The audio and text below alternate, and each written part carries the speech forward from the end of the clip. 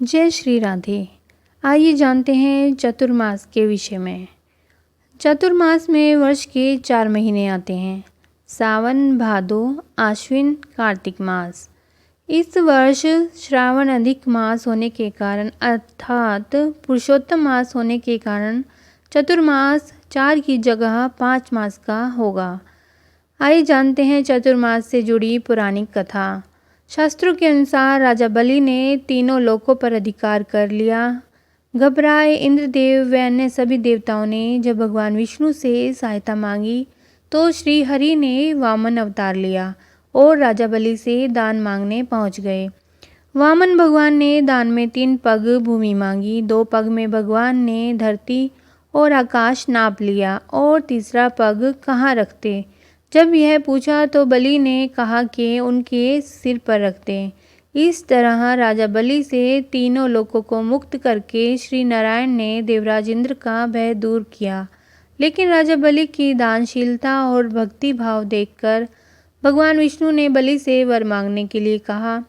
बलि ने भगवान से कहा कि आप मेरे साथ पाताल चलें और हमेशा वहीं निवास करें। भगवान विष्णु ने अपने भक्त बलि की इच्छा पूरी की और पाताल चले गए। इससे सभी देवी देवता, देवी लक्ष्मी चिंतित हो उठी। देवी लक्ष्मी ने भगवान विष्णु को पाताल लोक से मुक्त कराने के लिए एक उपाय सोचा और एक गरीब स्त्री बनकर राजा बलि के पास पहुंच गई। इन्होंने राजा बलि को अपना भाई मानते हुए राखी बांधी और बदले में भगवान विष्णु को पाताल से मुक्त करने का वचन मांग लिया।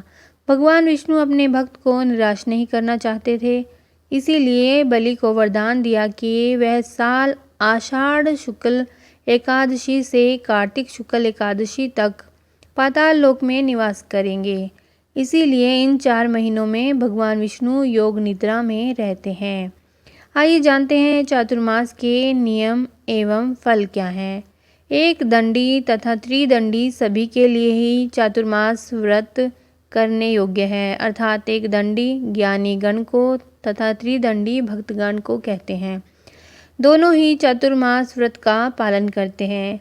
श्री शंकर मठ के अनुयायियों में भी चातुर्मास व्रत की व्यवस्था है।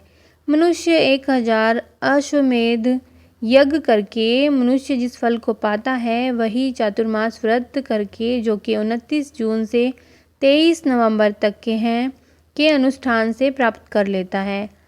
आषाढ़ के शुक्ल पक्ष में एकादशी के दिन उपवास करके मनुष्य भक्तिपूर्वक चातुर्मास व्रत प्रारंभ करे। इन 4 महीनों में ब्रह्मचर्य का पालन, त्याग, पत्तल पर भोजन, उपवास, मौन, जप, ध्यान, स्नान, दान, पुण्य आदि विशेष लाभकारी होते हैं। व्रतों में सबसे उत्तम व्रत है ब्रह्मचर्य का पालन करना। विशेषतः चतुर्मास में यह व्रत संसार में अधिक गुणकारी है। जो चतुर्मास में अपने प्रिय भोगों को श्रद्धा एवं प्रयत्न पूर्वक त्याग करता है, उसकी त्यागी हुई वस्तुएं उसे अक्षय रूप में प्राप्त होती हैं। चातुर्मास में गुड़ का त्याग करने से मनुष्य को मधुरता की प्राप्ति होती है। तांबुल का त्याग करने से मनुष्य भोग सामग्री से संपन्न होता है और उसका कंठ सुरीला होता है। दही छोड़ने वाले मनुष्य को गोलोक मिलता है। नमक छोड़ने वाले के सभी पूर्त कर्म, परोपकार एवं धर्म संबंधी कार्य सफल होते हैं। जो मौन व्रत धारण करता है उसकी आज्ञा का कोई उल्लंघन नहीं करता। चतुर्मास में काले एवं नीले रंग के वस्त्र त्याग देने चाहिए।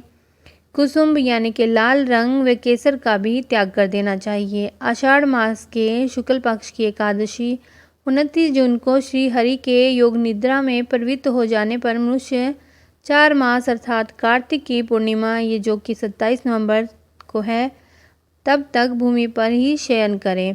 ऐसा करने वाला मनुष्य बहुत से धन से युक्त होता है और विमान प्राप्त करता है। जो भगवान जनार्दन के शयन करने पर शहद का सेवन करता है उसे महान पाप लगता है। चतुर्मास में अनार, नींबू, नारियल तथा मिर्च, उड़द और चने का भी त्याग करें। चतुर्मास में परनिंदा का विशेष रूप से त्याग करें। परनिंदा को सुनने वाला भी पापी होता है। यह तो बहुत ही मुश्किल काम है कि परनिंदा कैसे छोड़ी जाए, परंतु आपको यह करना चाहिए। चतुर्मास में तांबे के पात्र में भोजन विशेष रूप से त्याज्य है। कांसे के बर्तनों का त्याग करके मनुष्य अन्य अन्य धातुओं के पात्रों का उपयोग करे। अगर कोई धातु पात्रों का भी त्याग करके पलाश के पत्तों में या फिर मदार के पत्तों में या वटपत्र की पत्तल में भोजन करे तो इसका अनुपम फल बताया गया है।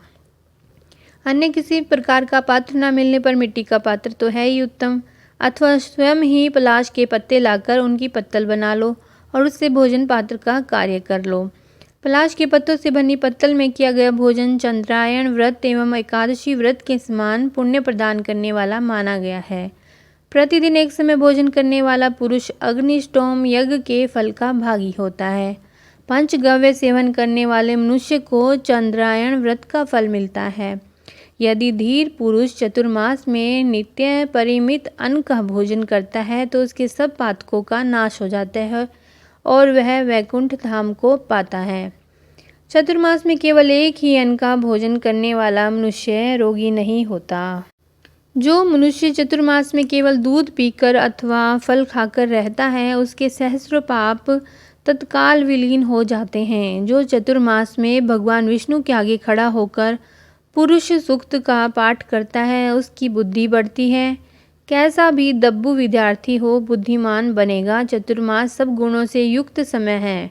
इसमें धर्मयुक्त श्रद्धा से शुभ कर्मों का अनुष्ठान करना चाहिए। देवशयनी एकादशी 29 जून से देव उठनी एकादशी 23 नवंबर तक उक्त धर्मों का साधन एवं नियम महान फल देने वाला है जो के ऊपर बताए गए हैं।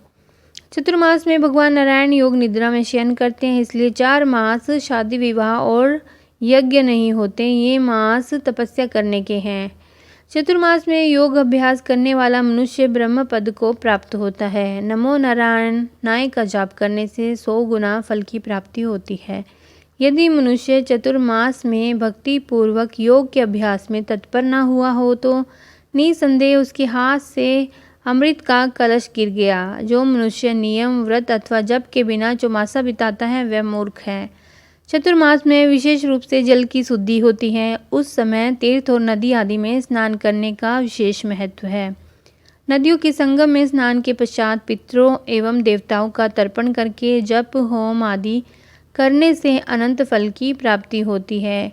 जो मनुष्य जल में तिल और आंवले का मिश्रण अथवा बिल पत्र डालकर ओम नमः शिवाय का 4-5 बार जप करके उस जल से स्नान करता है उसे नित्य महान पुण्य प्राप्त होते हैं। चतुर्मास में अन्न जल गो का दान प्रतिदिन वेद पाठ और हवन ये सब महान फल देते हैं।